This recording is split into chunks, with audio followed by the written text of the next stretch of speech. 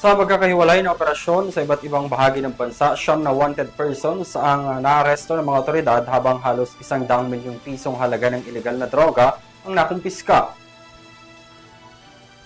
Kabilang sa mga naaresto sa March 7 to March 8 operations ng Philippine National Police ang ilang most wanted persons sa kanilang mga rehiyon na naharap sa kasong rape, murder at paglabag sa Comprehensive Dangerous Drugs Act of 2002.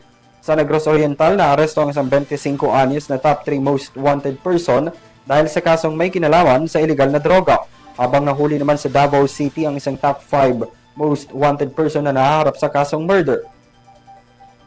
Ang top 4 most wanted sa NCR para sa multiple of qualified rape of a minor naaresto naman sa Pangasinan.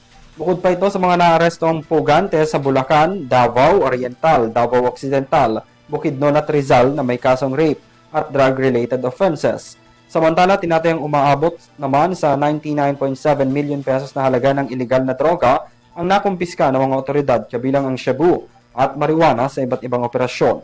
Sinira rin ng mga otoridad ang plantasyon ng marijuana sa Ilocos Sur, Kalinga at Benguet na may pinagsama-samang halaga ng 69.8 million pesos. Ayon sa PNP, magpapatuloy ang kanilang law enforcement operations sa buong bansa upang maaresto ang mga wanted persons at masugpo ang illegal na droga.